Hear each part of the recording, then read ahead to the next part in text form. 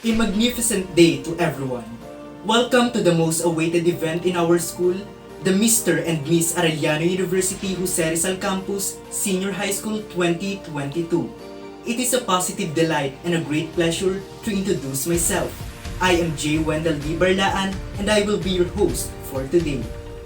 The aim of this competition is to showcase students' talents, skills, and promote awareness of our cultural heritage, specifically to Philippine festivals. But before we proceed to our main event, let us first bow our heads and feel the presence of our Almighty Lord, to be followed by the singing of the national anthem and the Arellano hymn.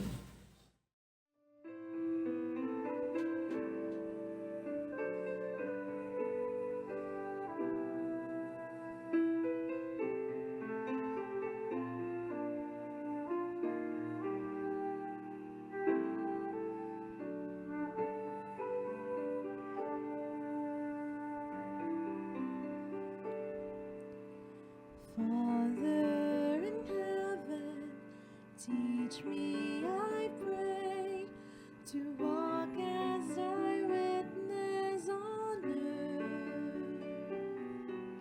Strengthen my spirit and grant me the faith to serve as the Savior once said. Let me be light to the wanderer by night, compass and guide to the seeker. Let thy love shine in me, teach me to be an example of the believers.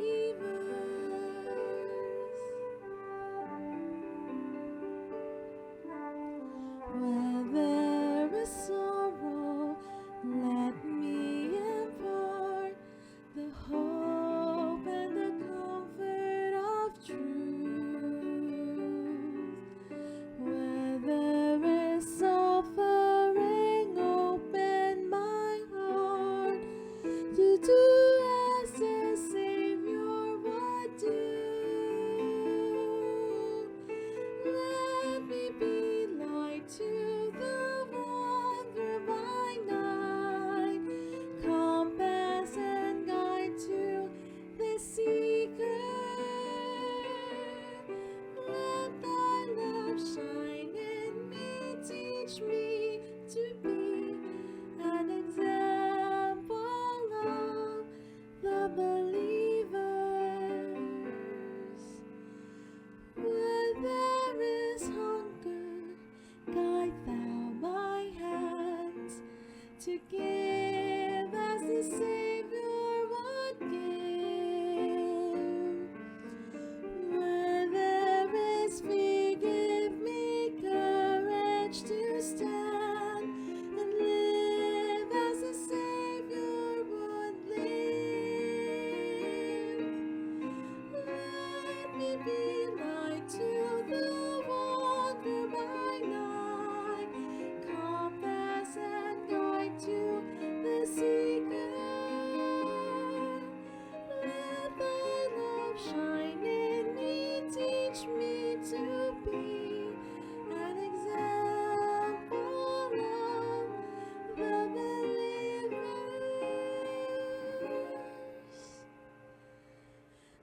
Let thy love shine in me, teach me to be an example of the believers.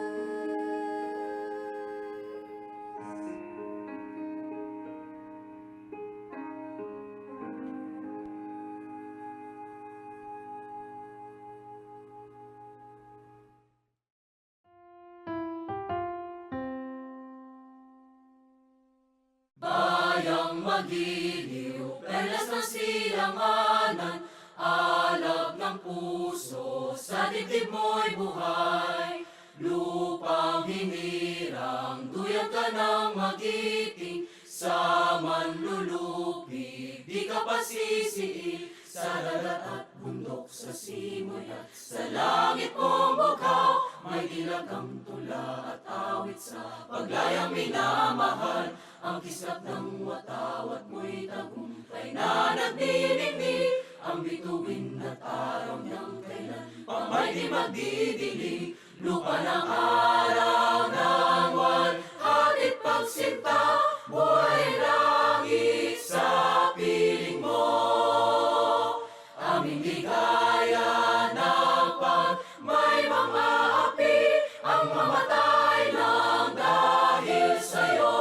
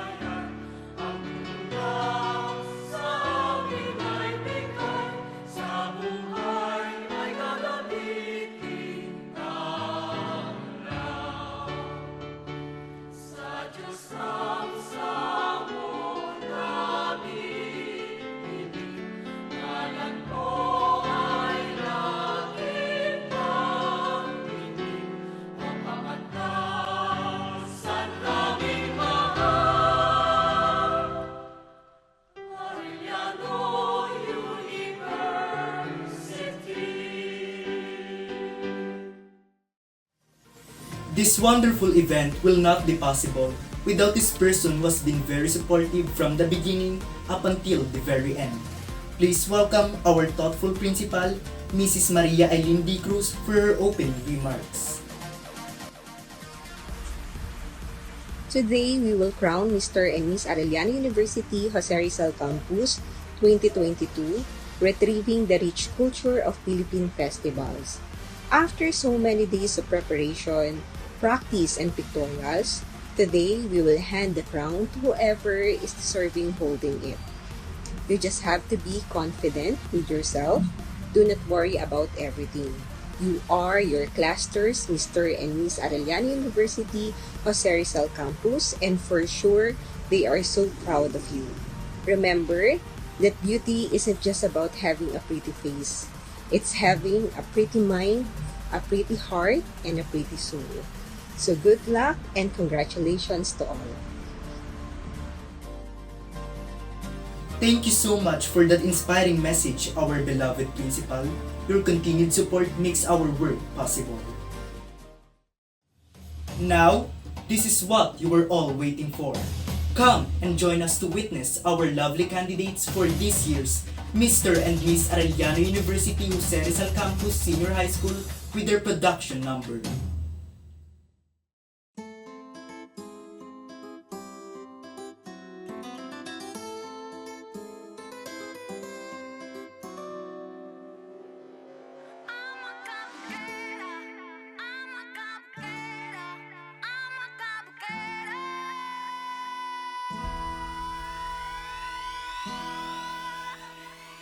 Lalakad na ala beauty queen, aura ko will make you scream. Ganda kong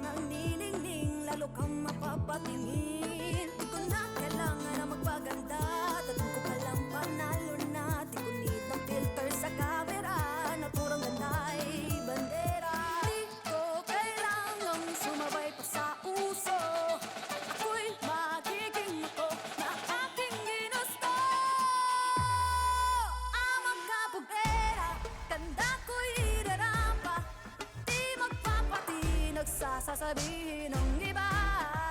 Ama kabugera, umaapaw ang karisma, ang tunay kong ganda sa lahat na iiba.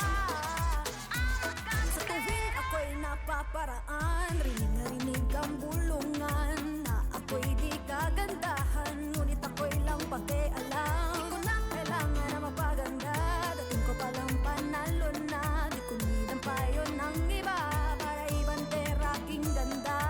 Di ko kailangang sumabay pa sa uso, ako'y magiging ako na aking ginusto. Ama kabukera, ganda ko'y darapa, di magpapatinag sa sasabihin ng iba.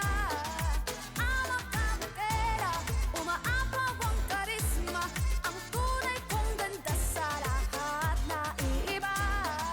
Ama kabukera, ama kabukera.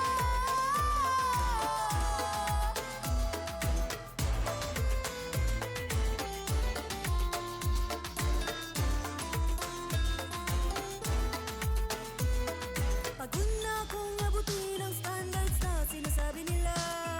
Ano man ang iyong gawin, talagang may masasabi sila. Isuotan ng koron at kumaway na parang reyna, ako'y magiging ako na aking ginusto. Ama kabukera, ganda ko'y harapan, di magpapatinag sa sasabihin ng iba. Ama kabukera, umaapaw ang karisma, ang tunay kong ganda sa lahat na iiba. Ama kabukera, ganda ko'y harapan, di magpapatinag sa sasabihin ng iba. Ama kabukera, umaapaw ang karisma, ang tunay kong ganda sa lahat na iiba.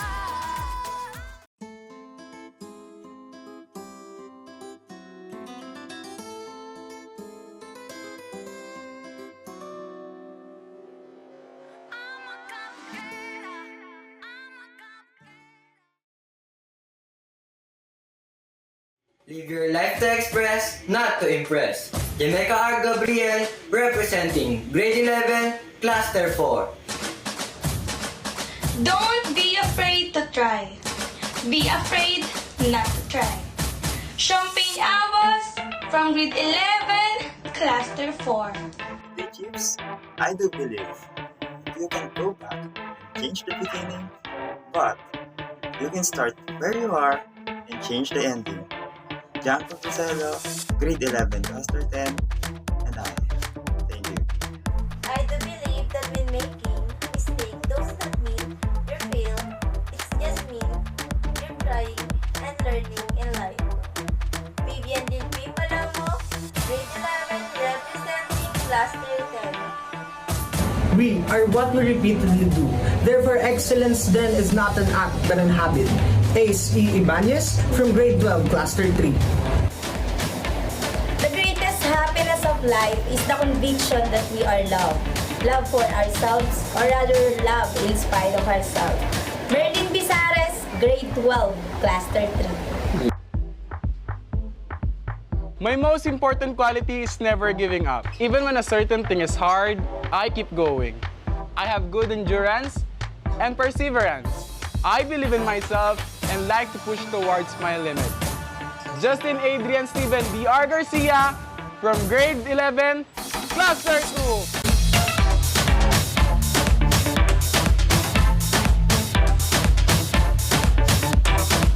Do not be pushed around by the fears in your mind, but be led by the dreams in your heart. Serena May Santos, proudly representing grade 11, cluster 2.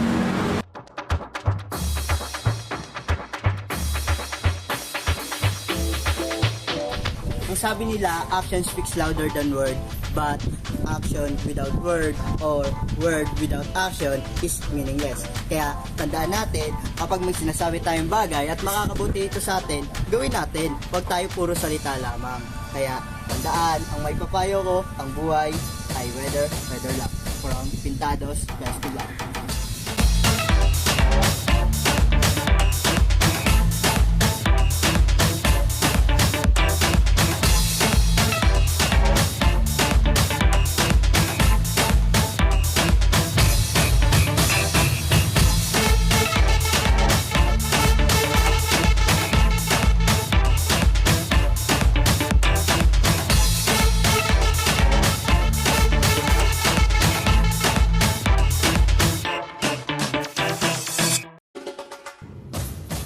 A failure to your first attempt doesn't mean you cannot win to your greatest battle.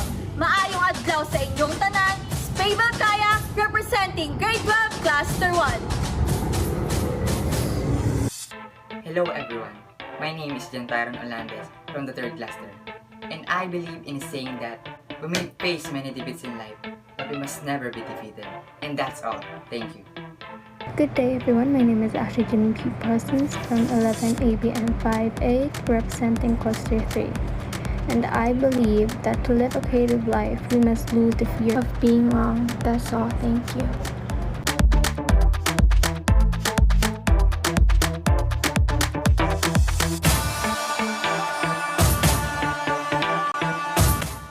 Festival give a smile but education provide a successful mind. I'm Jan Rasek C. Ubaldo, 11, Cluster 1.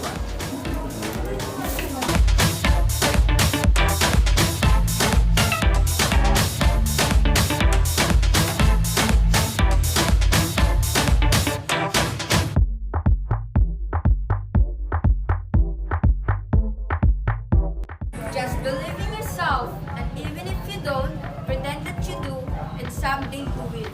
Hi, I'm Disha May from Grade 11 Cluster 1. Today I planted one seed and tomorrow I will grow a forest. Juan Miguel M. Spear 2 from 11 Cluster 6. When you want to give up, remember where you started. I am ICT people from Grade 11 Cluster 6. Life is too short to put yourself in a box. I am Tyrone Duterte from Grade 12, Cluster 5.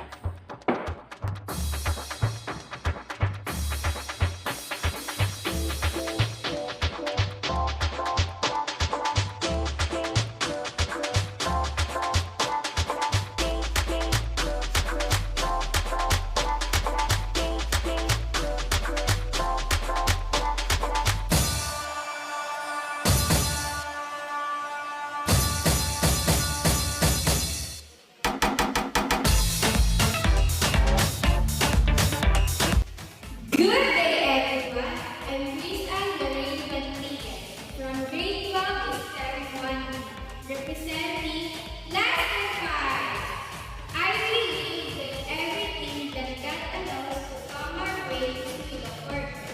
He uses even the greatest error and deepest hurt to mold us into a better person. And I thank you. Don't compare yourself to the others.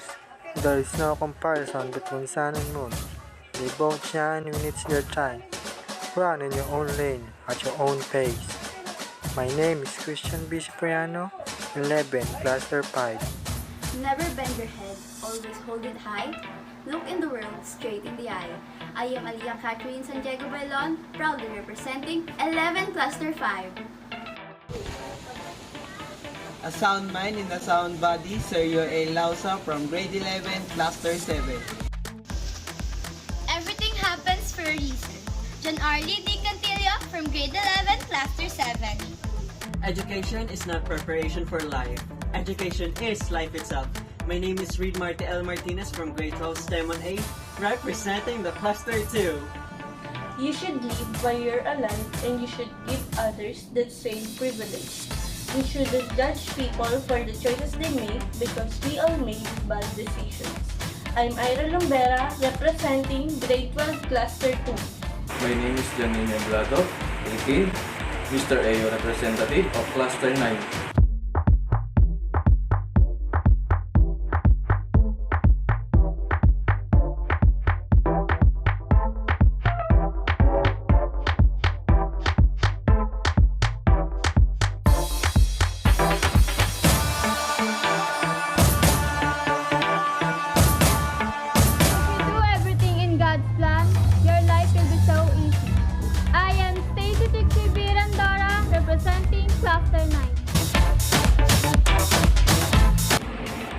Never underestimate the big importance of small things. Noel Regalado, 12 Cluster 4.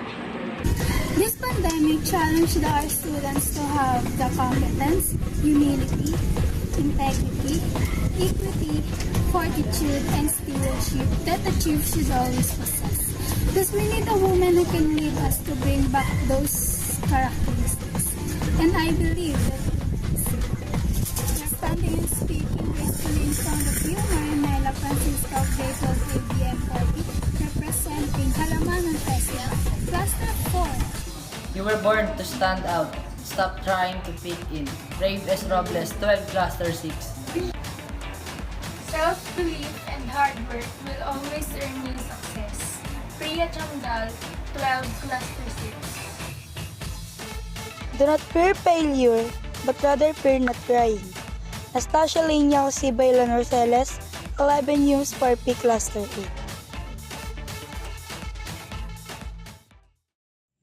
There you have it, our lovely candidates with their outstanding performance. But this event will not be complete without our set of honorable judges. Let us know them one by one. Starting off with Judge number 1. Outstanding Upper Primary Middle School Teacher Awardee in IESA and Philippine Delegate to Bangkok Theatre Festival. Awarded as Hibiscus Award of Outstanding Award on 6th China ASEAN Theatre Week. Alumni and former member of Tanghalang Bagong Civil Theatre and Dance Company, Malabon Theatre and Dance Company, and Performing Arts Group of Malabon and Nabotas. Please welcome Mr. Gian Rafael F. De La Cruz. Let us all give him a big round of applause.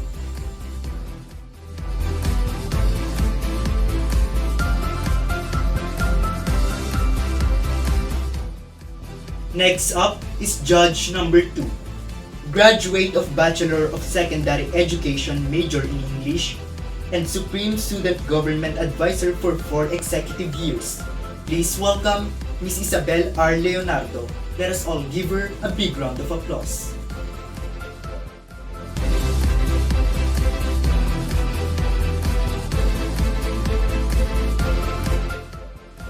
And last but not the least, Judge number 3. Registered Psychometrician, BS Psychology Batch 2017 at Polytechnic University of the Philippines Main Campus, passer of Board Licensure Examination for Psychometricians, and currently working as Senior High School Guidance Counselor of Arellano University Jose Rizal Campus. Please welcome Mr. John Joboy Rosilio. Let us all give him a big round of applause.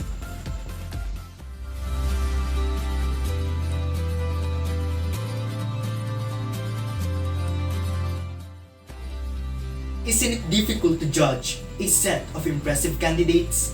Well, I guess it is. So here is the criteria for judging. Question and answer 30%. The judges will assess the candidates based on their wittiness and intelligence. Talent 20%. Teamwear 20%.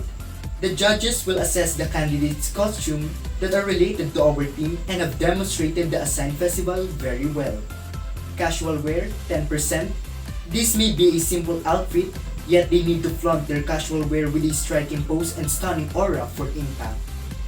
Beauty and poise 10%. This is where the judges will assess them for their physical attributes, confidence, poise, and overall impression. Production number 5%. This is the crucial portion where they have to create a positive first impression. And last, People's Choice Award 5%. With a total of 100%. Undoubtedly, we have been all waiting for this event. But what makes it even more exciting is the cultural touch that you are about to witness. Please welcome our majestic candidates with their team wear. Here are our candidates on their respective team wear. And now, for our male candidates, starting with Candidate number 1, Jamaica Gabriel from Grade 11 Cluster 4 representing Hinalak Festival. Candidate number 2, John Paul Bruselo from Grade 11 Cluster 10 representing Kadayawan Festival. Candidate number 3, Ace Ibanez from Grade 12 Cluster 3 representing Mascara Festival. Candidate number 4, Justine Garcia from Grade 11 Cluster 2 representing Pahimis Festival. Candidate number 5, James Matthew De La Torre from Grade 12 Cluster 1 representing Pintados Festival. Candidate number 6, John Tyron Olandes from Grade 11 Cluster 3 representing Ati-Atihan Festival. Candidate number 7, John Rasek Ubaldo from Grade 11 Cluster 1 representing Dinagyang Festival. Candidate number 8, Warren Espiritu from Grade 11 Cluster 6 representing Dinamulag Festival.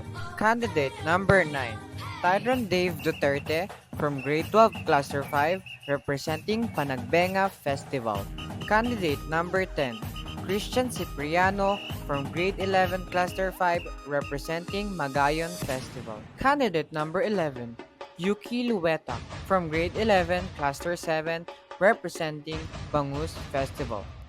Candidate number 12, Reed Martinez from Grade 12 Cluster 2 representing Kalikalihan Festival. Candidate number 13, John Nino Blado from Grade 11 Cluster 9 representing Pahiyas Festival.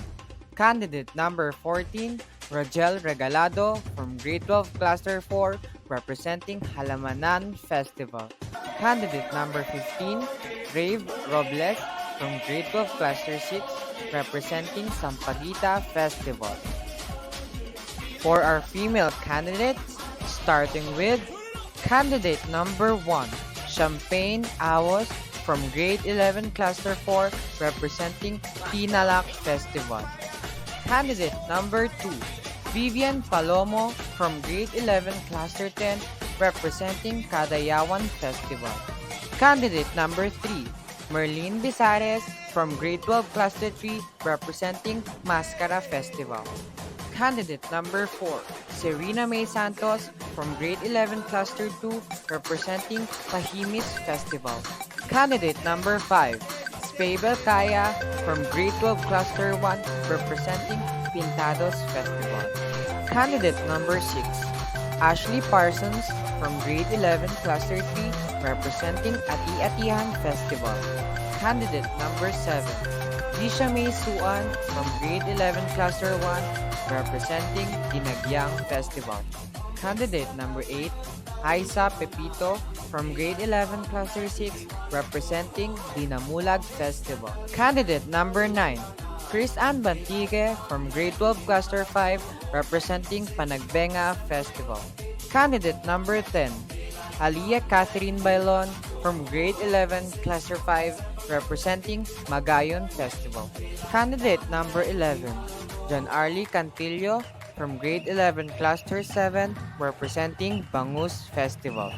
Candidate number 12, Ira Lumbera from Grade 12 Cluster 2 representing Kalikalihan Festival. Candidate number 13, Stacy Rendora from Grade 11 Cluster 9 representing Payas Festival. Candidate number 14, Marinela Francisco from Grade 12 Cluster 4 representing Halamanan Festival. Candidate number 15, Chamdal Priya from Grade 12 Cluster 6 representing Sampaguita Festival. The candidates are undeniably outstanding presenting their respective teamwear. Congratulations! Now, to show us their astonishing looks and poses, let us see the candidates in their casual wear.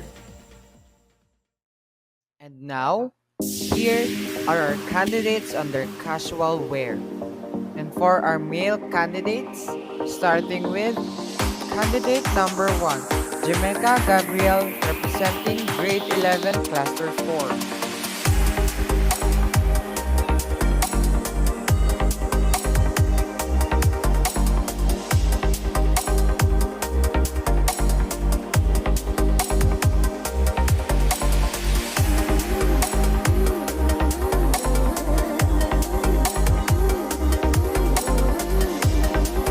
Candidate number 2, John Paul Brusello representing Grade 11 Cluster 10.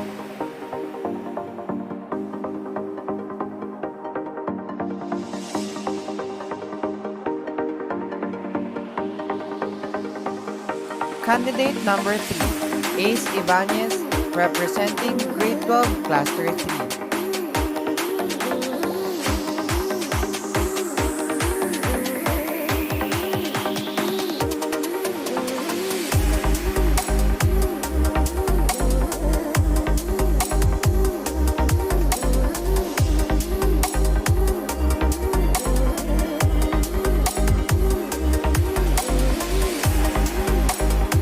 Candidate number 4, Justine Garcia, representing Grade 11, Cluster 2.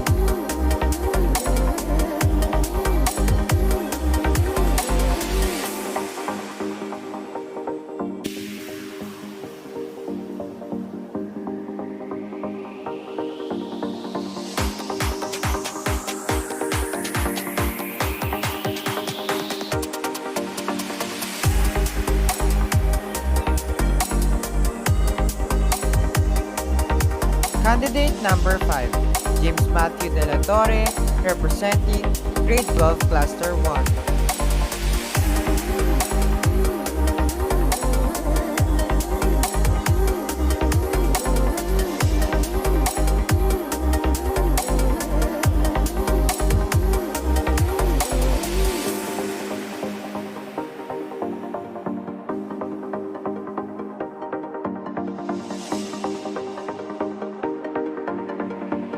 Candidate number 6, John Tyron Olandes, representing Grade 11, Cluster 3.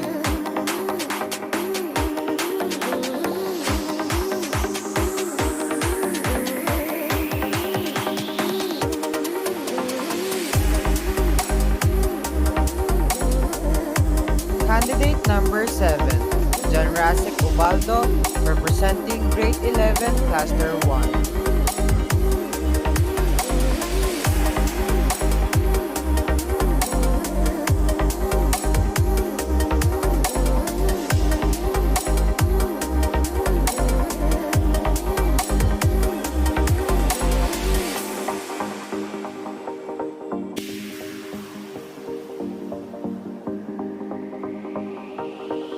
Candidate number 8, Warren Espiritu, representing Grade 11, Cluster 6.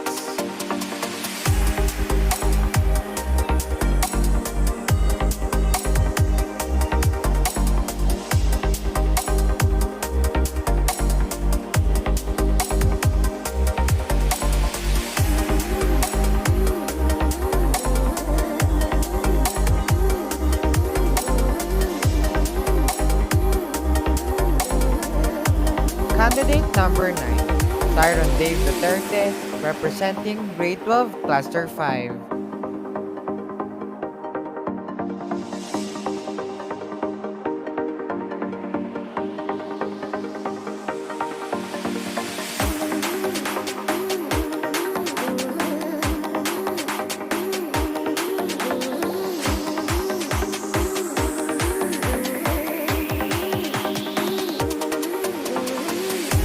Candidate number 10, Christian Cipriano, representing Grade 11, Cluster 5.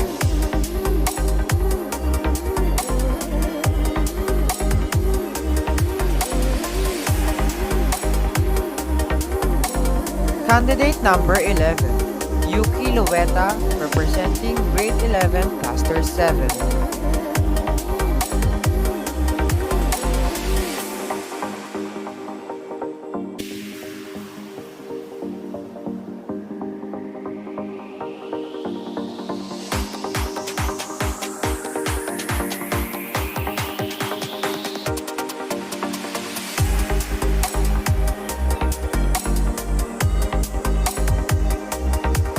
Candidate number 12, Reed Martinez, representing Grade 12, Cluster 2.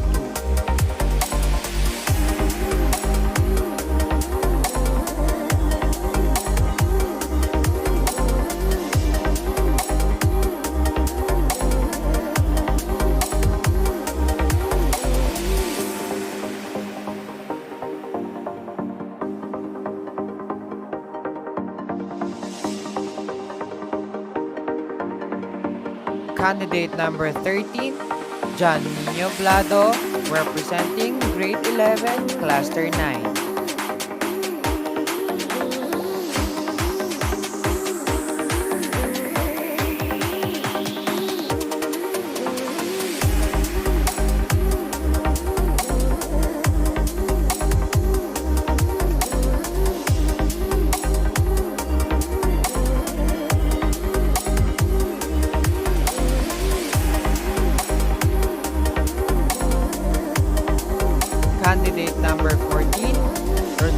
Regalado, representing Grade 12 Cluster 4.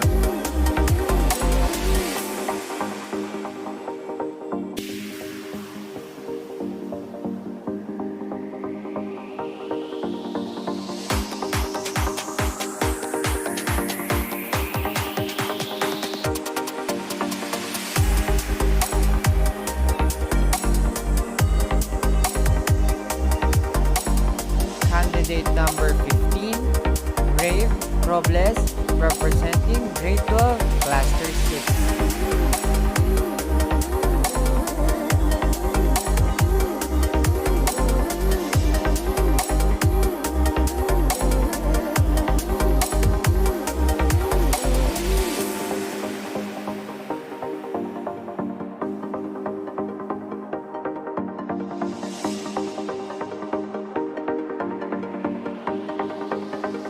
For our female candidates, starting with candidate number 1, Champagne Awos, representing Grade 11 Cluster 4.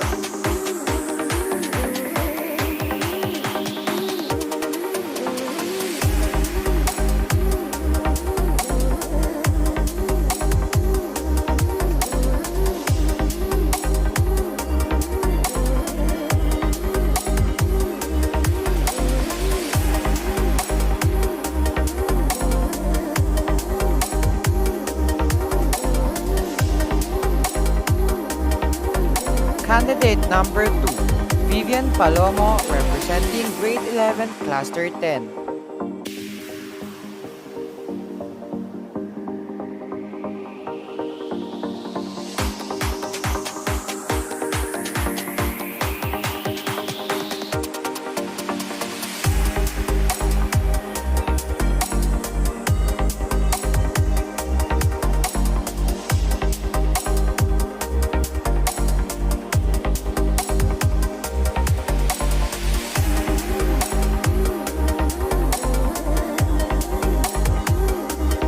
Candidate number 3, Merlin Bezares, representing Grade 12 Cluster 3.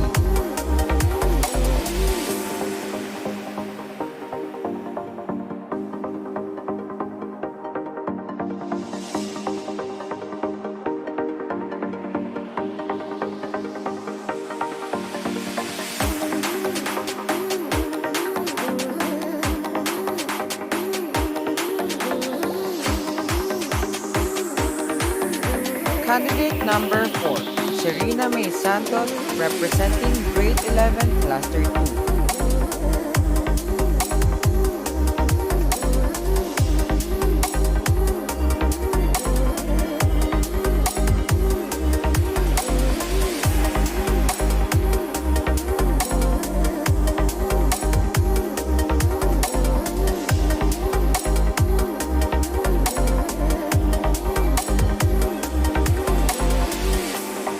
Candidate number 5, Spabel Kaya, representing Grade 12 Cluster 1.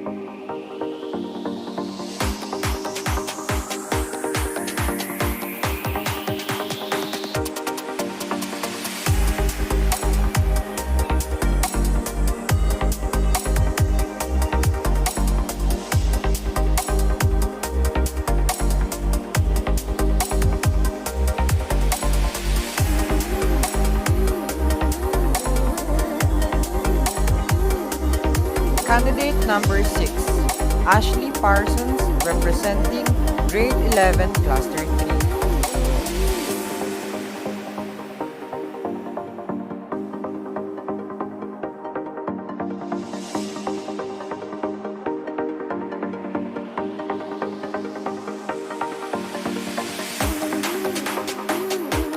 Candidate number 7, Bisha May Suwan, representing Grade 11 Cluster 1.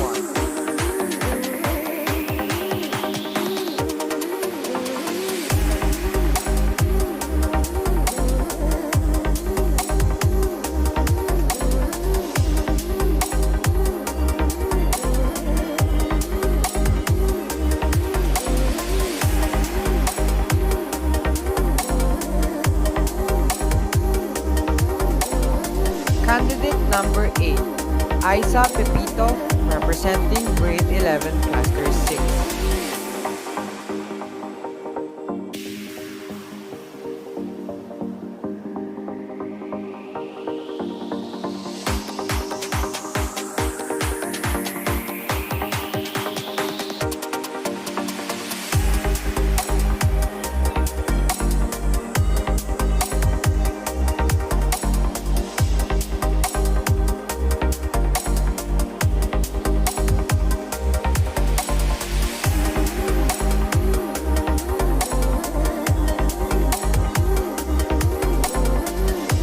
Candidate number 9, Chris Ann Bantigue, representing Grade 12, Cluster 5.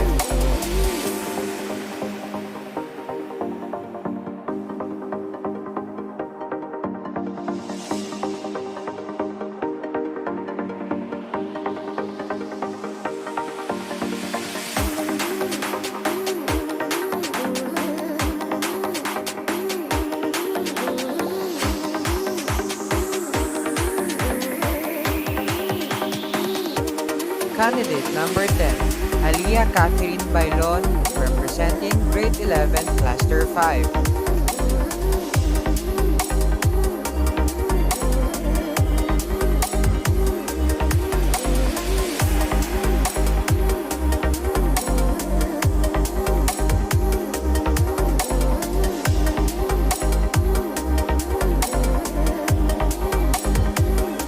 Candidate number 11, John Arlie Cantillo, representing Grade 11, Cluster 7.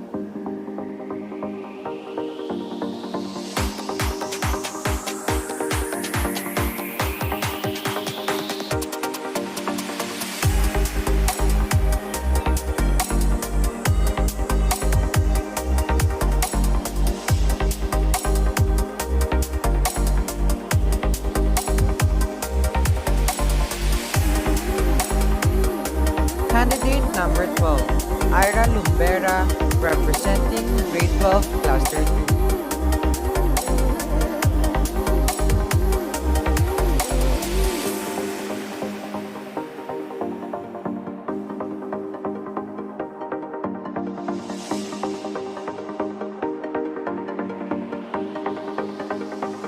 Candidate number 13, Stacy Rendora, representing Grade 11, Cluster 9.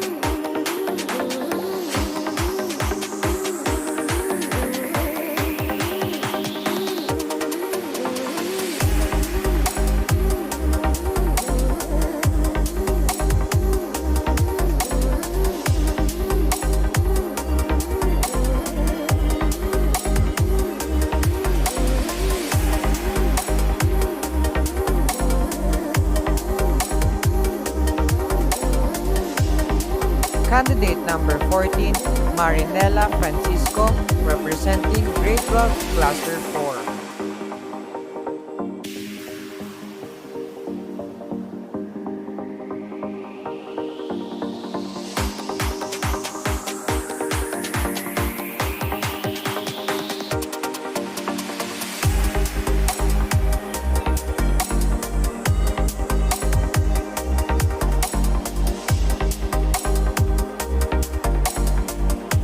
Candidate number 15, Chamdal Priya, representing Grade 12, Cluster 6.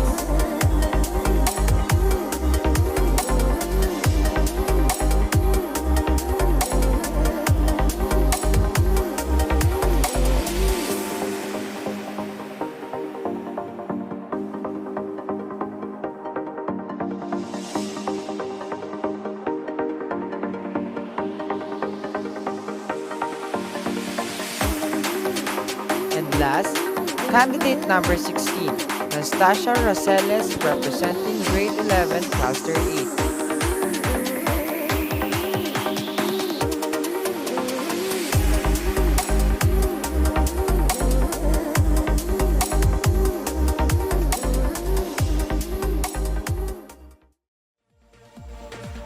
Everything about their performance is worth watching. From the styling and outfits, poses and auras, we could not ask for more. Congratulations! A while ago, we witnessed their physical attributes. Now, it is time for our candidates to show their wit and intelligence in answering our questions. Let us start off with male and female candidate number 1, Champagne Awos and Jamaica R. Gabriel. Here is your question. Given the current situation that social gathering is prohibited, how will you promote Philippine arts and culture in a new normal? Given that we are currently in the midst of a pandemic and social gatherings for festive occasions are still outlawed in our country, social media can play an important role in promoting the Philippines' art and culture. Food, sites, events, paintings, and of course our pieza culture can all be displayed. I can create a video presentation to demonstrate the excellent food and natural beauty of the Philippines, as well as the pleasure of art and culture. Even without social meetings, I can still demonstrate, present, and promote the art of the culture of the beloved my country in the new normal. That's all. Thank you. As a student, I shall create a social media page, a Facebook page for an instance that posts everything about the beauty of the Philippine arts and culture. Through the help of some blessed friends, this Facebook page shall be paid to make sponsored ads. This will reach wider audience whenever they browse their newsfeed. Other features of this Facebook page shall also be utilized, such as stories or My Day. That way, I can bring the Philippine arts, traditions, and culture closer to the heart of many, not only to Filipinos, but also to the entire world, in just a few clicks. Thank you.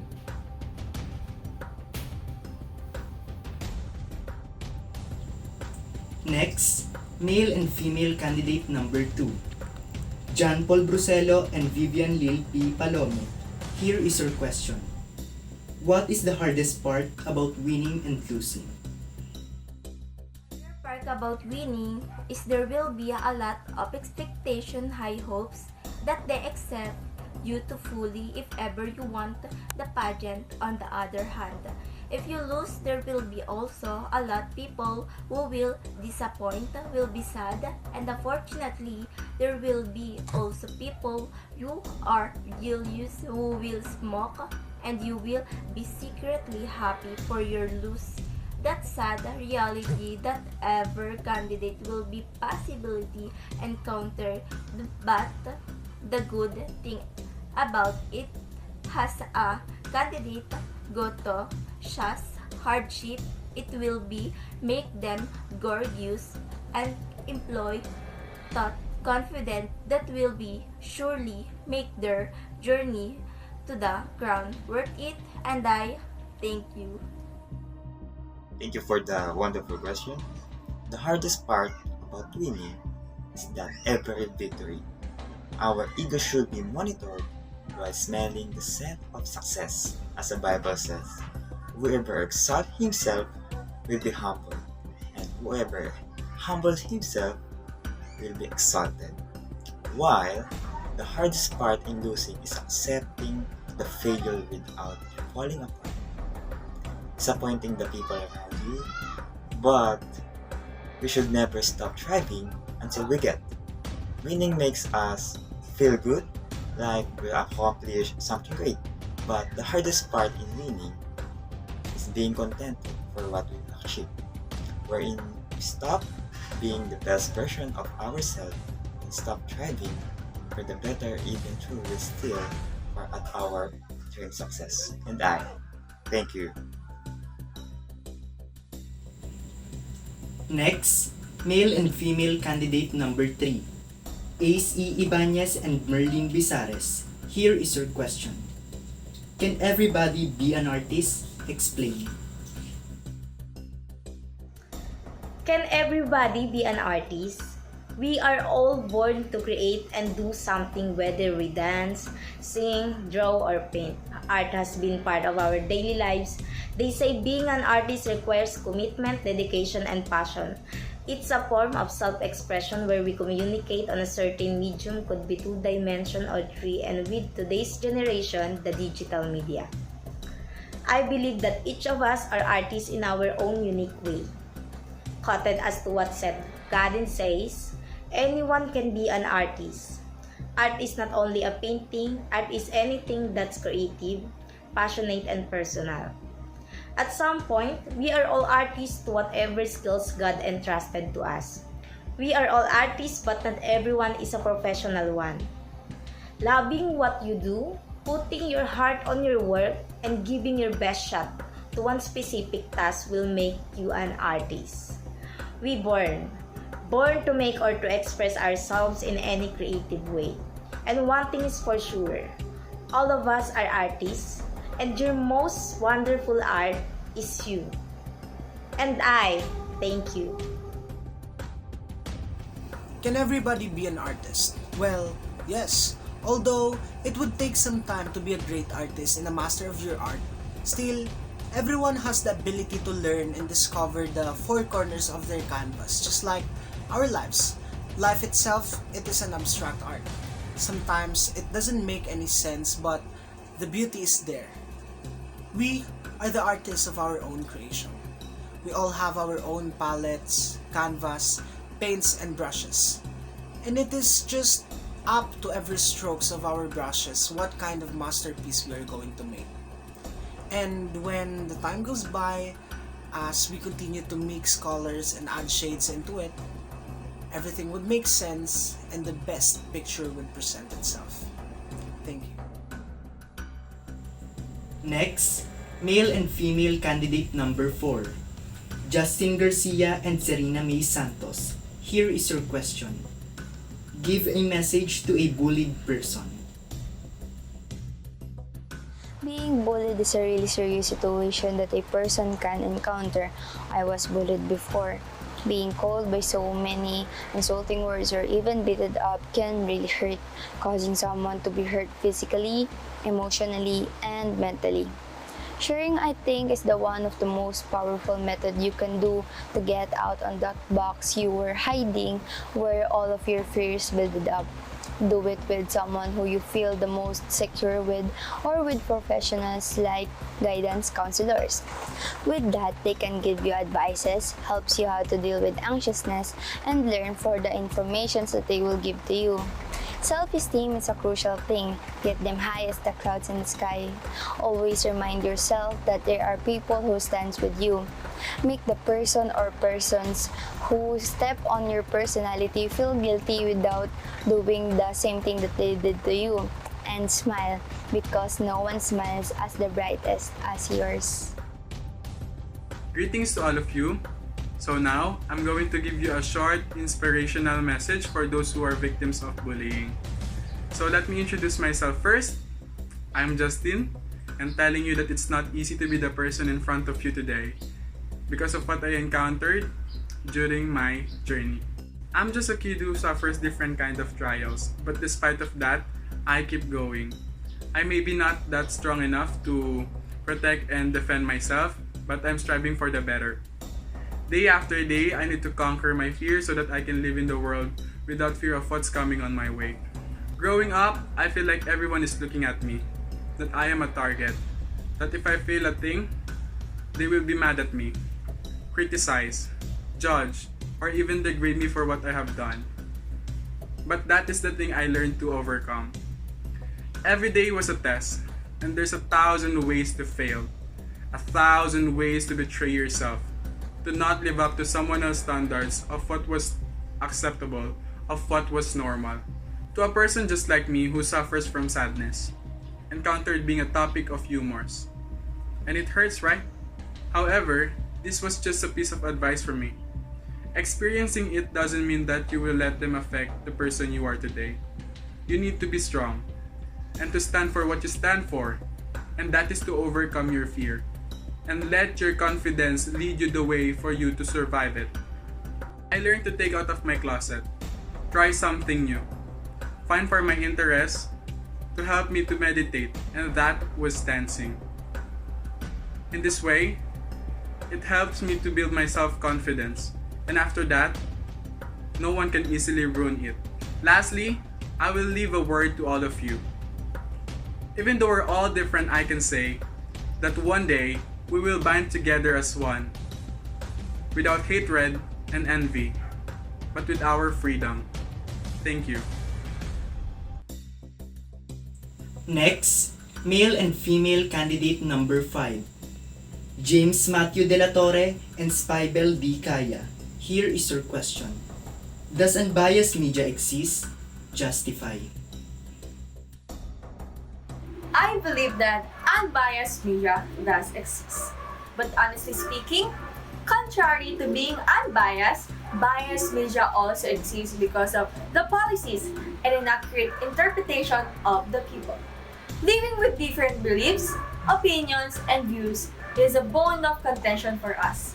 However, we must know the difference between being biased and being functional.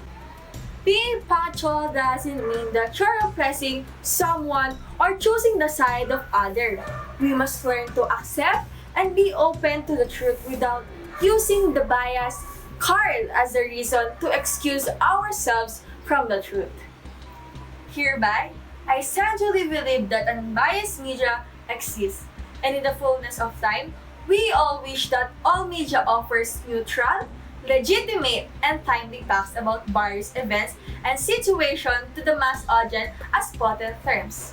But as citizens, we must also filter out what information we should and should not trust, for we are responsible for choosing what to give credence to. Does unbiased media do exist? Justify. Yes, I still believe that unbiased media do exist, but in my honest opinion, the perception whether a media is biased or unbiased depends on the listeners or viewers stand in a certain issue. One great examples are the news or the video contents related to the upcoming election. If you're a pro-Marcos and you see a social media post or a news article regarding their gotten wealth, you will probably believe that these are biased media. But on the other hand, if you are anti-Marcos, you might think that this unbiased and same scenario will happen for issue related to the other candidates. And that's all. Next, male and female candidate number 6. John Tyron Olandes and Ashley Janine Parsons. Here is your question. What is your stand on mandatory military service for adult Filipinos if Inday Duterte will be elected as the next Vice President? My answer would be simple. I don't agree with it. The issuance of discipline cannot be answered by submitting our people to military training that is known to abuse and murder its own cadets through hazing. They are also known for human rights abuse. I'll give you a fact. Did you know that more soldiers die from suicide when they come home than those who are killed on the battlefield? For too long, it has been normal for politicians to make empty promises and proclamations. Normal for them to think about the next elections and the next generation. Normal for them to dismiss the bigger elephant in the room. Before COVID even happened, we already had a problem. Poverty. In 2021, our poverty rate has risen like it always had. 23.7% of our countrymen are under the poverty line. $200 billion worth of food are thrown away each year.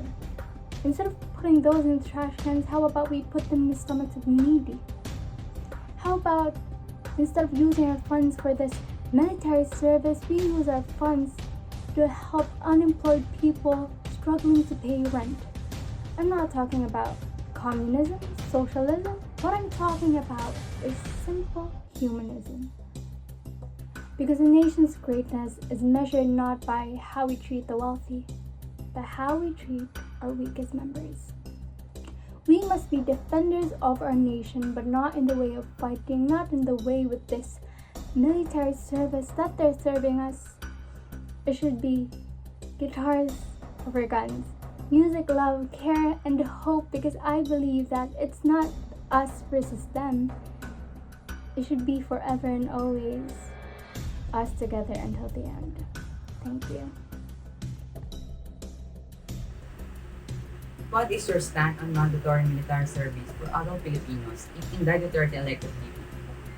To answer this question, we need to know first the reasons why the vice presidential candidate Sara Duterte proposed this. They believe that having a mandatory military service will help us to establish a base for strong armed forces and a strong nation. However, I do believe that this could be achieved in different ways other than implementing such mandatory service. As we know, there is already the ROTC in college, which is a component of the MSTP that aims to train and develop college students in the principle of military service in order to produce capable armed forces of the Filipino service. Also, if we really want to have strong armed forces, we need to focus first on fixing the AFP modernization program, rather than proposing another program that could cost a lot. Moreover, our country is very different to South Korea, that she mentioned as an example, since our country is not facing an ongoing border war. With this fact, I strongly disagree with the mandatory military service proposed by the Vice Presidential aspirant Duterte. I strongly believe that the fundings that will be used for this should be allocated to those government programs focusing on accessible location and effective healthcare system. And that's all. Thank you. Next, male and female candidate number 7. John Rasek C. Ubaldo and Visha May D. Suan. Here is your question. Should art classes be mandatory in school? Why or why not? Philippine arts play a major role in educating Filipinos about our history and identity. As a part of our culture and tradition, art is an essential part of how we express ourselves, appreciate and understand deeper our world. And yes, art classes should be mandatory in school. I have several reasons why I stand by this. Art is an incredibly large subject and can help anyone expand their process of how they see things around them. Art classes can cultivate students' train of thoughts, creativity, and overall understanding and appreciation of the arts. I personally think it should be required to help students have a positive connection with arts, involvement, and success in other subjects like mathematics, science, and literature. It is also an important part of discovery. Students should experience it first to understand if they like it or not. These are just some of the reasons why art education is crucial. And I believe that the foundation for inclusive, quality education are dynamic and equitable subjects. And I thank you. I agree on this stand because we know the school and its nature and definition as well it is a place where the skills and knowledge of a student is being nurtured or developed, so declaring the mandatory art classes would assure the different types of intelligence are being catered and nourished behind the walls of our beloved learning institutions. Also, everyone will be given a chance to really explore themselves, which is very important for the development of someone. At some point, it is a way on preserving culture or tradition, considering that the most of our tradition is indeed related to arts, aside from dances, songs, and literature. Thank you. Next, male and female candidate number 8. Warren Espiritu and Isa Pepito. Here is your question. Why do Filipinos celebrate festivals? Thank you for that wonderful question. The Filipinos celebrate festival because it is a traditional. Filipinos love to celebrate and embrace the culture from the ancestors. It is one way to remember the culture of being a Filipino. It is local dance. It is also a way of the Filipinos to promote saints in each province's Filipino celebrate festival, also express the gratitude for all the blessing they had. It's give us opportunity in spreading happiness, joy, and help build bonds between people and connecting with our community. Thank you for that wonderful question, but I believe that we should celebrate Philippine Festival to show to the world and to our fellow Filipinos that our culture is very rich and beautiful. And it also helps us to understand the meaning behind those celebrations, not simply as occasion to have fun. Festivals in the Philippines are not only about patron saint, they are also feasts to promote their community's products they are proud of. These festivals serve as their means of showing gratitude to their patron saint for a bountiful harvest. Like the Dinamulag Festival, which you proudly represent located in Zambales in Rizal region, people celebrate it every April to give thanks and show how rich their culture is. And I believe that if we are proud of our own culture, we will have an amazing world and harmonious culture for our future generation. Thank you and mabuhay. Next, male and female candidate number 9. Tyrone Dave Duterte and Chris Ann Bantigue, here is your question. What are the good and bad impacts of COVID-19 to teens? Good afternoon, ladies and gentlemen. Thank you for the wonderful question. The good impact of COVID-19 to our teens. First, we have plenty of time to spend to God and our family. We have time to learn and be knowledgeable about the simple act of kindness, humanity, and how to protect and take care of our loved ones, and how to handle and have courage to face the cause and effect of pandemic. Also, adjustment and balance, the nature of attitude, depression, and mental health issue. Bad impact of COVID-19 to our teens.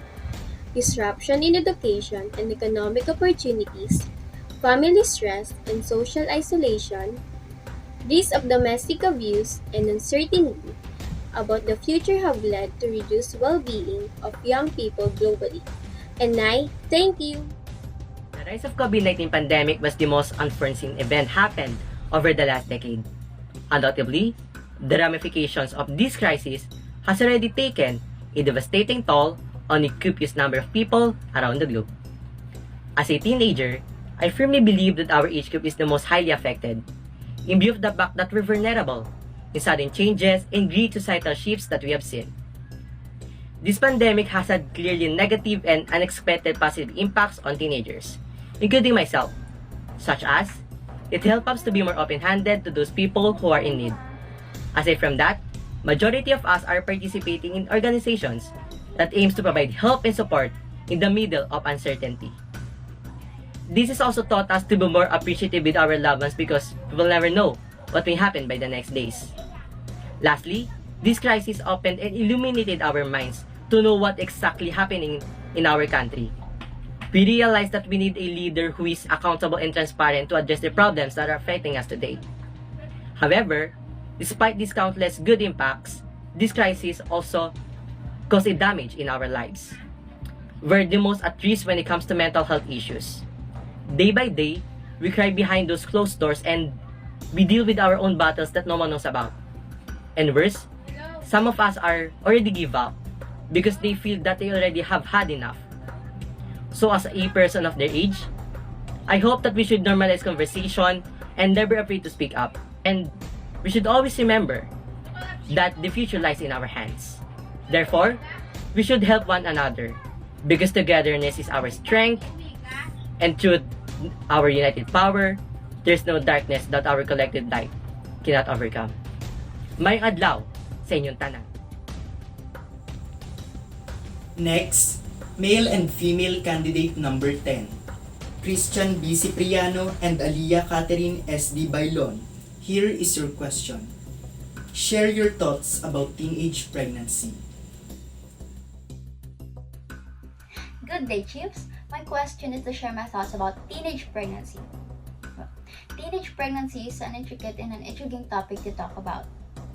It seems like a huge problem, especially here in the Philippines, wherein the rate of teenage pregnancy is increasing rapidly, yet still doesn't acquire much attention from our government.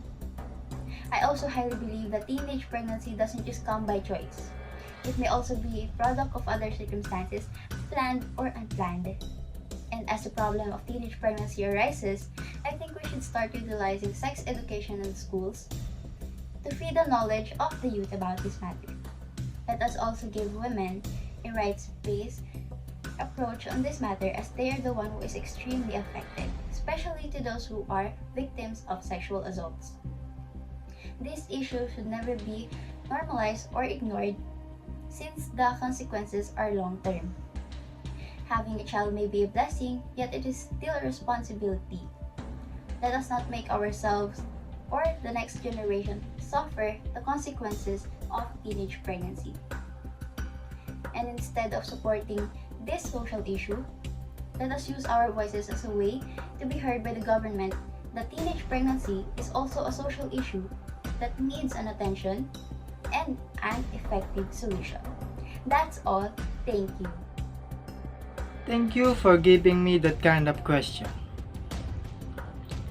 The issue of teenage pregnancy is affecting our society in an unimaginable. In a country where women's morality is highly valued and tied to the teachings and doctrines of the Catholic Church. The involvement of adolescents in early intercourse, 15 to 24 early pregnancy, and entering family life. But these young parents are not yet fully prepared for the responsibilities that come with this decision. Poverty. This is the result of this decision. Poverty, not only in the financial aspect but also in the physical and mental aspect. In today's modern world, our young people are becoming more aggressive. They are more aware of immoral activities because of the easier access to the internet and media. Add to that, the influence of the peers of their friends. In my perspective, teenage pregnancy shouldn't be normalized nor ignored. This issue shouldn't be fixed immediately. All governments should pay attention to this matter by giving sex education to teenagers. Not only to those teens that goes to school, but also to those teenagers who are experiencing poverty. Because these teenagers are most likely to have teenage pregnancy due to lack of enough education to know about things in life. So for me, it is important to have sex education in our country, not only to expose obscene, but to be open and expand the knowledge of everyone in this matter, especially the youth. That's all. Thank you. Next, male and female candidate number 11. John Arlie Cantillo and Yuki Almuete Lueta. Here is your question. How do you describe the justice system in the Philippines? Here in the Philippine justice system consists of 5 pillars, namely the law enforcement, prosecution, court, correction, and community. It is a system that addresses to protect human rights, wherein crimes were investigated in order to give punishment if the accused is found guilty. Justice has its strength and physical power to protect people regardless of who's filing the case or who is the one that is being accused, no matter what their social status is. However, here in the Philippines, process takes time. Justice is very much hard to attain, especially when you are poor. It is one of the problems that needs to be addressed. In a nutshell, we are part of the community of the justice system. It starts with us. Let us start practicing being fair and just, even in the simplest things. Let us help each other to be the best version of ourselves, to avoid crimes and injustice, and to have a goal of having a harmonious relationship with each other. Once again, I am John Arlie Cantillo from grade 11, cluster 7, and I thank you. Like any other countries, the justice system in the Philippines has a lot of issues. Sometimes, it gets so disappointing.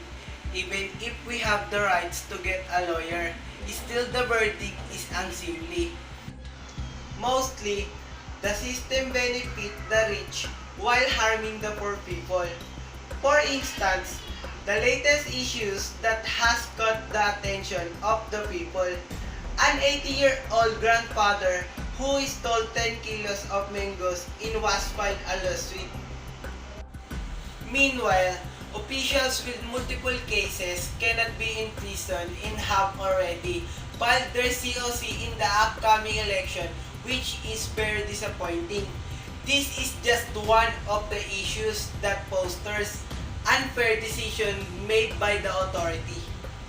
I am very saddened about the justice system in the Philippines, but I am still hopeful that we will not experience this kind of treatment. That's all, and thank you. Next, male and female candidate number 12. Reed Marty Martinez and Ira Rapunzel Lumbera. Here is your question. If you could write a book about life, what would be its title? When I consider the greatest title for a book about life, I believe the finest title would be Believing in Ourselves. It's realizing that you're one of a kind and that our differences are what makes us beautiful. Stop comparing ourselves to others and instead focus on the more pressing issues that are affecting the world. This, I believe, is what we must comprehend so that we can learn by gaining knowledge from a book. You are the leader of your life, so come out and speak for yourselves. I believe in myself, which is why I'm standing here today. Thank you. My life consists of wonderful colors. I have experienced a lot of blues and kaleidoscopic hues. I have encountered unfortunate mishaps in my life. A story that's worth telling, so if I could write a book about life, I would name it The Rose-Colored Tomorrow. Having to tell a story for people who will relate to me and being able to inspire them in a sense that they'll know that they are not alone in this world and know that there's always a brighter sun that will rise sooner or later. Life will never be kind to us, especially for the people like me who's a member of LGBTQIA+ community. I want the people to know, especially the youth, I want them to be confident like me, be brave like me, and be invincible like me as they face this cruel world. Inspire, empower, and tell their stories because all of us may be different, but how we handle and persevere is what makes us unique, and our lore will be our legacy. Thank you.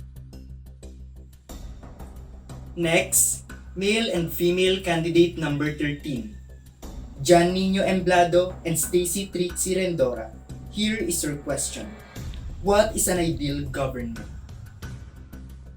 For me, an ideal government is the kind of government that is funded by humanity and is guided by dignity, and is composed of people with good credentials and high integrity, who understand the complexities in working within the judicial, legislative, and executive branches of an ideal government. And lastly, a transparent one to evidence transaction and credentials. Thank you. My ideal government is a type that generally cares for its people. A government that is willing to listen to everyone and make sure they all hear. Even the most remote parts of the country, I want a government that has no toxicity and just plain honesty for its people. And I thank you. Next, male and female candidate number 14. Rogel Regalado and Marinela Francisco. Here is your question. As a student, how do you cope up with stress caused by the distance learning? As a student, how do you cope up with stress caused by distance learning? When it comes to acquire a knowledge, online learning has numerous advantages.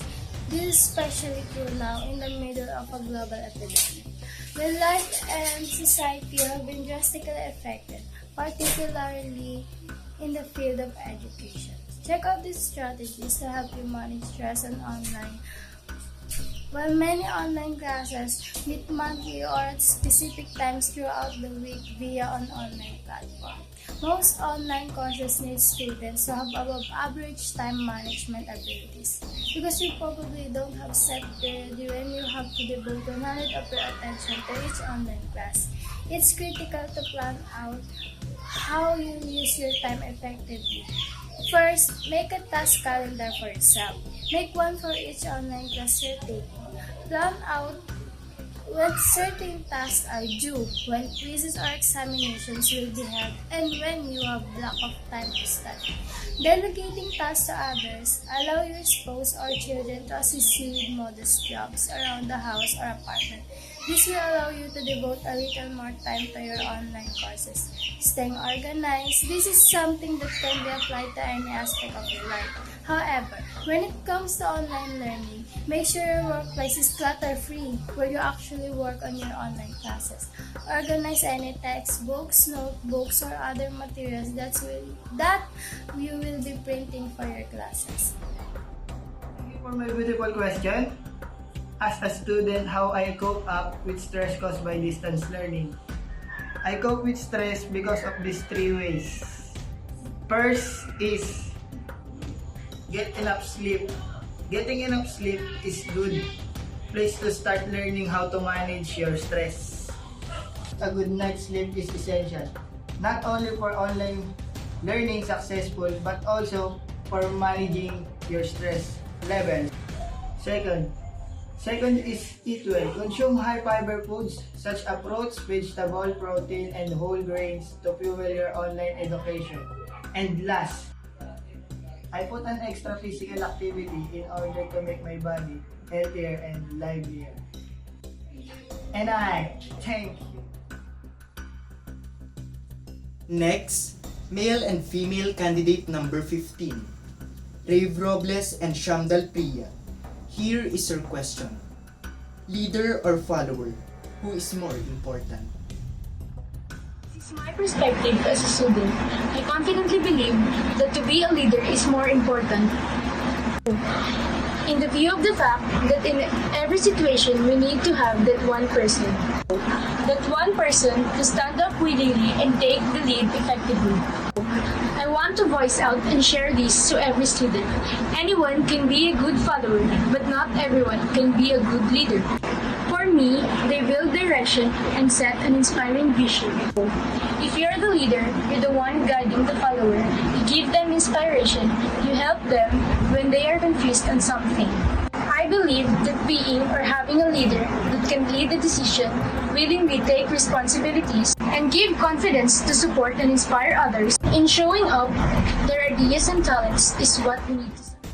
For me, a follower is more important than a leader because I believe that all of us were born as a follower and no one was born as a leader already. A good leader was not chosen, it's trained. Challenge it came from a follower what was built by the learning and knowledge that he assimilated throughout his journey. Being a follower allows a person to better understand the need of society, where they belongs, and also strongly believe that you cannot become a good deserving leader if you don't know how to follow. You will not be a great leader unless you have been a follower. Therefore, a follower is more important than a leader because being a follower allows us to mold our character and standard to become successful and leader which understand the needs and demands of the society, considering all the affected of individuals. And lastly, male and female candidate number 16, Mark Grandea Lopez and Nastasia Liniel Roseles. Here is your question. Does gender equality exist in the Philippines? Justify. Gender equality exists in the Philippines? No, because gender equality is inherently associated with sustainable development essential to the realization of human rights for all. The overall goal of gender equality is a society where women and men enjoy the same opportunities, right and obligation in all spheres of life, and there are people who are only slightly elevated in life. So arrogant that I can say. Which is not my answer, because there are people trampling on people. It is evident that the candidates are full of wit and intelligence. Congratulations for a job well done. I know that you are all looking forward to know the winners. So am I. And so, here are the set of winners to our additional awards. Starting off with the most passionate. Our most passionate are male candidate number 8, Warren Espiritu from 11 Cluster 6. Male candidate number 13, John Nino Blado from 11 Cluster 9. And female candidate number 9, Chris Ann Bantilla from 12 Cluster 5. Congratulations! Next up is the most attractive. Our most attractive are male candidate number 10, Christian B. Cipriano from 11 Cluster 5, and female candidate number 6, Ashley Janine Parsons from 11 Cluster 3. Congratulations! Next up is the most industrious. Our most industrious are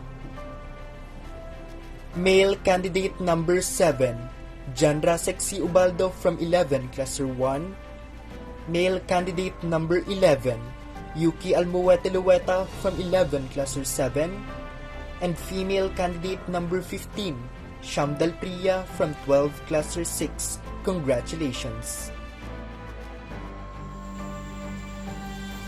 Next up is the most cooperative. Our most cooperative are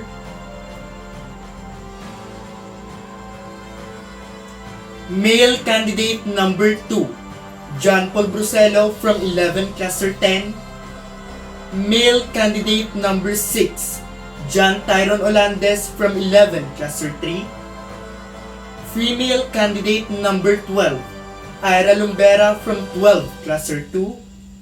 And female candidate number 14, Marinela Francisco from 12 Cluster 4. Congratulations!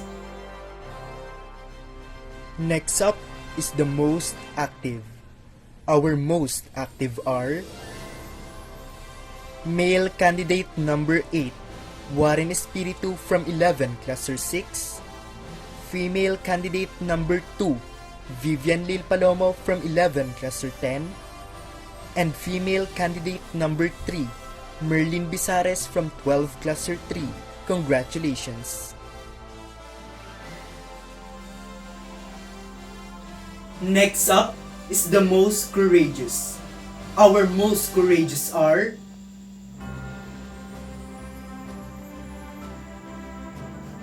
male candidate number 15, Rave Robles from 12 Cluster 6, and female candidate number 16, Natasha Liniel Rosales from 11 Cluster 8. Congratulations!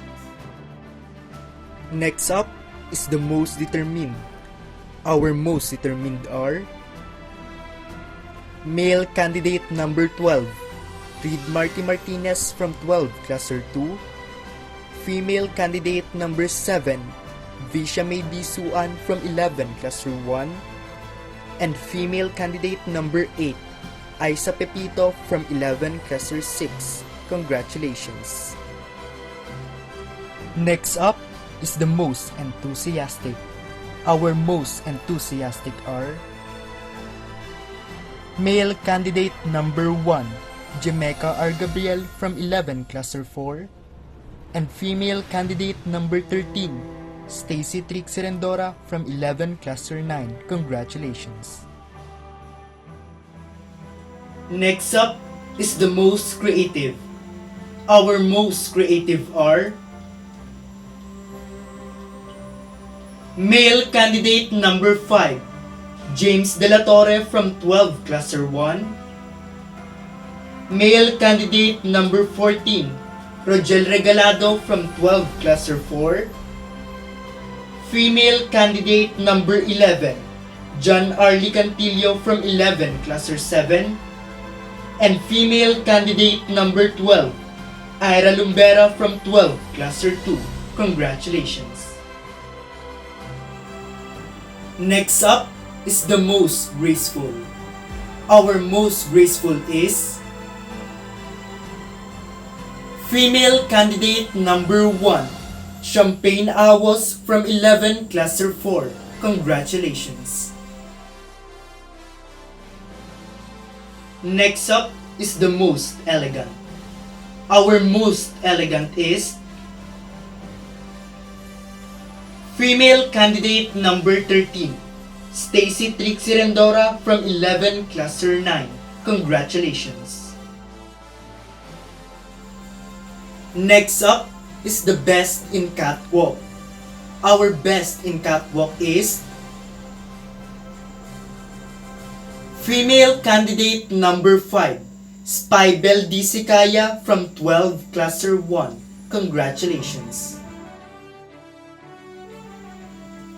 Next up is the best in projection. Our best in projection is male candidate number 1, Jamaica R. Gabriel from 11 Cluster 4. And female candidate number 4, Serena May Santos from 11 Cluster 2. Congratulations! And last is the best in introduction. Our best in introduction are Male candidate number 4, Justin Adrian Garcia from 11 Cluster 2. And female candidate number 5, Spybel D. Sikaya from 12 Cluster 1. Congratulations. This is not over yet, because we also have the Arellano University Jose Rizal Campus Senior High School Ambassador and Ambassadress. Our AUJRC SHS Ambassador and Ambassadress are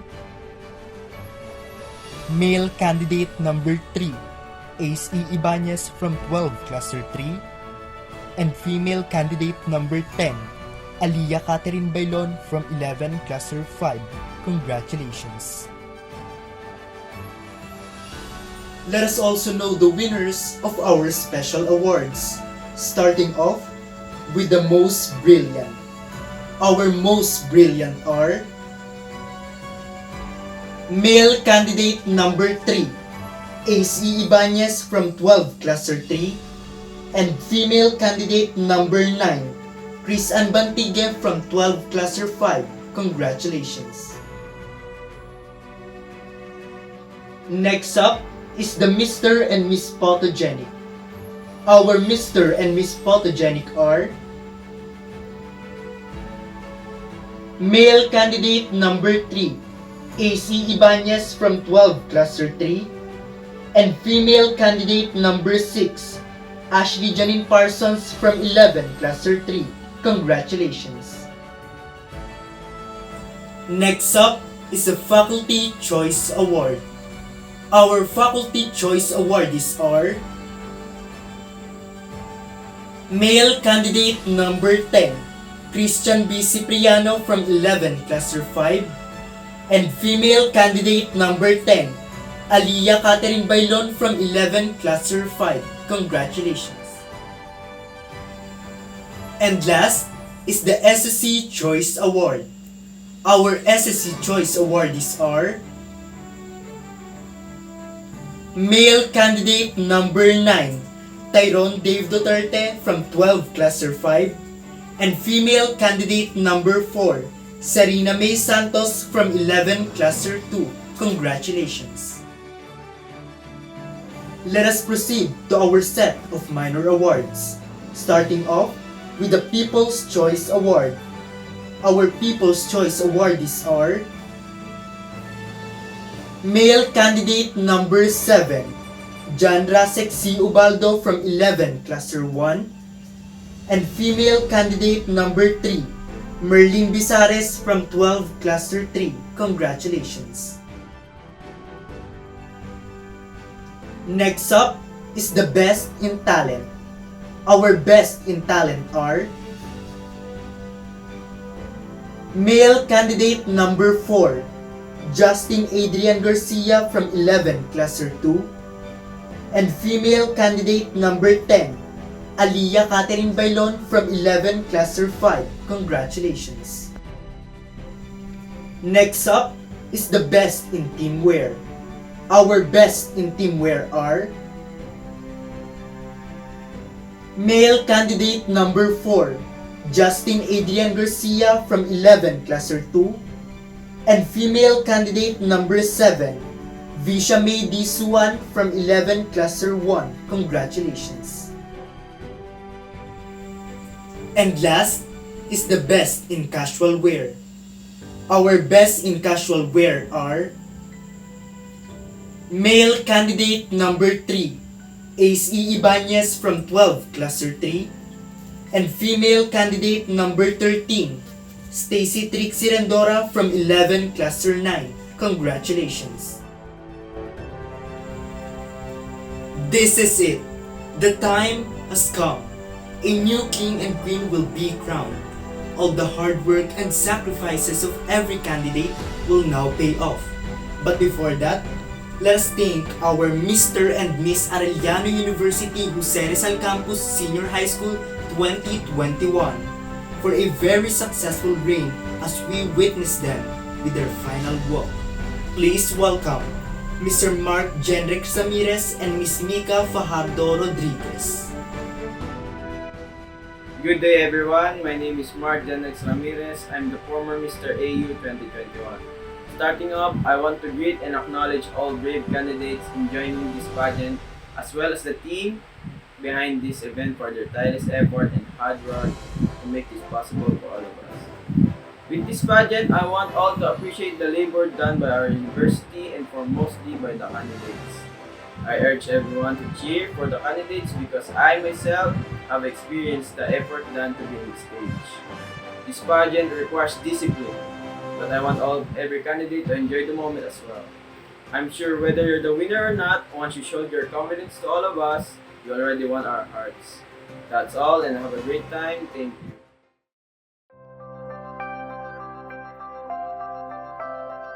This journey is not as easy as it may seem.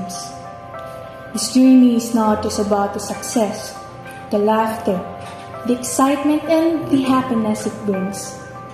It has been a serial year filled with struggles, tears, pain, and growth. I have been blessed to be named as Miss Arellano University Senior High School, Rizal Campus 2020, and to be part of Miss Arellano University, where I was awarded as the first runner-up. And today marks the end of a very unforgettable chapter of my life. Being crowned as Miss Arellano University seems like a dream to me, not until I have reached it. And that is not possible without those people who believe in me.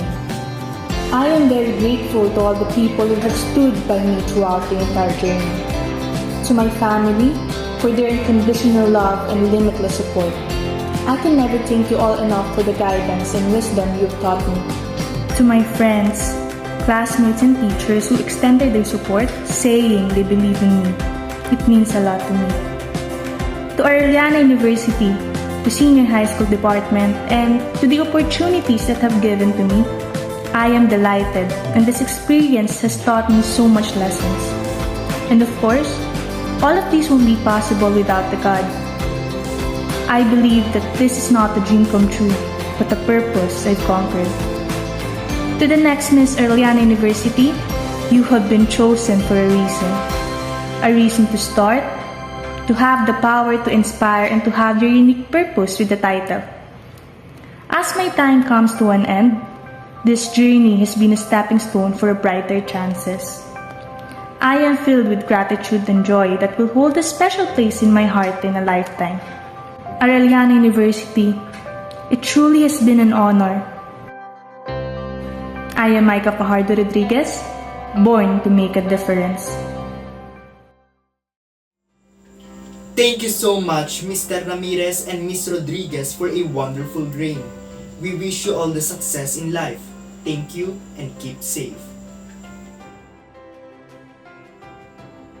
From a wonderful beginning, we are now at the exciting end.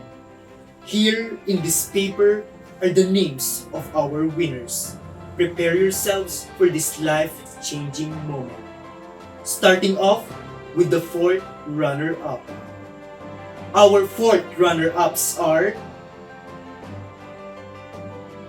male candidate number 10, Christian B. Cipriano from 11 Cluster 5, and female candidate number 6, Ashley Janine Parsons from 11 Cluster 3. Congratulations! Next up is the third runner-up. Our third runner-ups are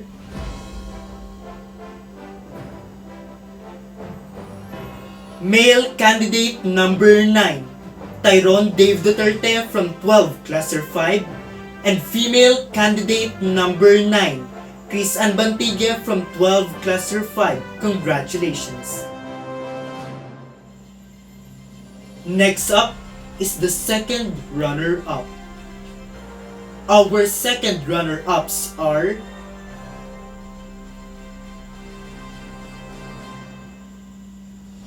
male candidate number 7, John Rasek C. Ubaldo from 11 Cluster 1, and female candidate number 3, Merlin Bisares from 12 Cluster 3. Congratulations! We are down to the first runner-up. Our first runner-ups are male candidate number 4, Justin Adrian Garcia from 11 Cluster 2, and female candidate number 7, Visha May Disuan from 11 Cluster 1. Congratulations! And now, the most awaited title of all. Let us start with our new Mr. Arellano University Jose Rizal Campus Senior High School 2022. And he is no other than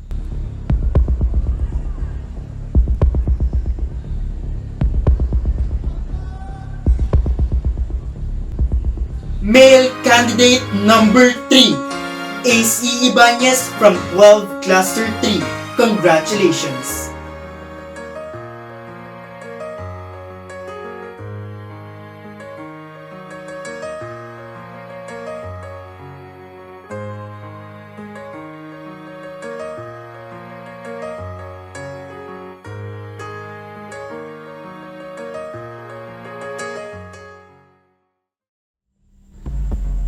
Next is our new Miss Arellano University Jose Rizal Campus Senior High School 2022. And she is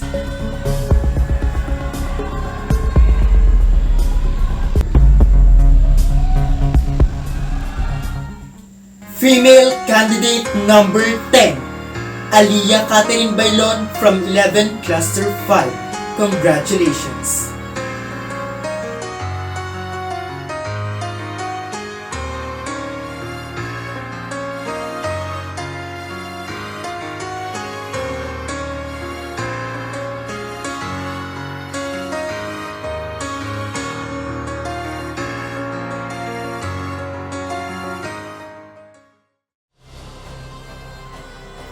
Congratulations to all the winners.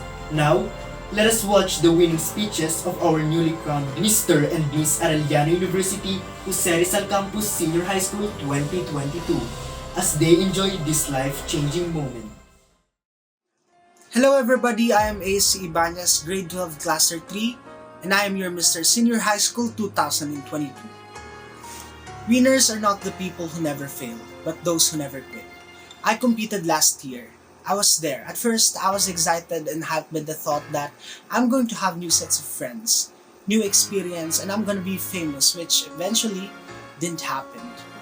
Behind that, I was also asking and I was doubting myself if I can actually do this, because this isn't one of the typical situations where I'm just going to go enter that door without knowing what's waiting, and I'm just going to improvise my steps in order for me to find the light in that tunnel. This is one of those battles where I need to be armed, where I need to be properly prepared, and that is not something I am used to. But then the time has come, and I did my best. I did everything I could, but the results were just rough. But after that, I get over it, because after all, I didn't lose. I learned. And I'm going to use that lesson in order for me to come back stronger, bolder, and wiser. And now as I put myself back to this narrative, I stood up confidently, walked towards my path holding nothing but the lessons, experience, and high hopes that finally, the results would be better this time. And now it is. Everything is better. And this is a statement that we win by trying. Persistence, not by settling for the less nor quitting, because second chances are only for those who are not afraid to try again. And I'll tell you what. My experience alone was just 45% of everything. It was those people behind this victory who fulfilled the 100%. And I'm thankful for my parents, friends, and Cluster 3 teachers, especially to Miss Marilyn Bichada and Mr. Jumel Ojena. This is the best farewell gift I can offer to you. I owe you this. Thank you so much and good luck. Once again, I am Ace Ibanez, grade 12 Cluster 3, your Mr. Senior High School 2022, living you what I believe is right. Failing and failure is different because failing is the process, while failure is an outcome of not taking second chances. Thank you everybody. We're off to next. Mabuhay, Early Nights! Winning this pageant is a great achievement and responsibility for me. But first, I want to thank God, my family, STEM 3A, Cluster 5, the judges, my fellow candidates, and all the people that made this pageant successful. And now that I made this far, I also want to remind everyone to never bend your head, always hold it high, and look in the world straight in the eye. And as one nation, let us recognize the importance of our festivals as it brings joy, color, and beautiful smiles on our faces. It is more fun in the Philippines indeed. Thank you, Arelianites. We would also like to take this opportunity to inform everyone regarding the past and ongoing activities in our school. We are celebrating the 84th Foundation Week with a theme, Heal with Creativity, Grow with Tranquility. Here are our activities. First, make it creative, never refuse to reuse. Second, impersonation, you seem like a star. Third, quiz B, panalo ang may alam. And last, online tournament, Call of Duty Mobile. Thank you for joining us in a week-long celebration full of enjoyable activities that we have prepared just for you. Thank you to all the participants and stay tuned. To close this fruitful event, let us hear from our OSA coordinator, Ms. Carla Joan Magdae. Good day, everyone. At this very moment, I would like to congratulate you all for the success of this event. Congratulations to the organizers, the people behind the success, and of course to our candidates. Also, I would like to take this opportunity to express our heartfelt gratitude to our school administrators for allowing this to happen. To our AVP, Dr. Emma S. Lumbre, to our high school principal, Mrs. Maria Irene B. Cruz, to our assistant principal, Mr. Ronnie F. Naragdao, to our cluster chairpersons and faculty, thank you very much for your unending support. To our candidates, first of all, thank you to each one of you for being part of this pageant, the Mr. and Miss Arellano University Senior High School. Also, congratulations for doing your best. Pageants like this, the Mr. and Miss Arellano University Senior High School, does not only showcase your beauty, but also showcase your beauty, confidence, talents, and skills in one shot. So to our dear candidates, I would like you all to give yourselves a double tap on your shoulder for a job well done. Remember, you are all beautiful, handsome, and confident in your own way. Congratulations! To our winners who have performed their best in this pageant, congratulations! To our newly crowned Mr. and Miss Arellano University Senior High School, congratulations! And we believe that you are now ready to confidently represent our campus, Arellano University Jose Rizal Campus, to the upcoming Mr. and Miss Arellano University Interbranch Competition. Rest assured, our campus, Jose Rizal Campus, will be supporting you all the way. So good luck and give your best. To the organizers of this event, the Supreme Student Council of the Senior High School Department, thank you and congratulations for a job well done. You never failed us in holding this type of activities in bringing out the best out of our students, out of our candidates. Rest assured to the student body and of course to our new enrollees, our school, our campus, Arellano University Jose Rizal Campus will be having this type of activities for you students. So once again, thank you everyone for being part of this activity and congratulations to all. Good day and stay safe.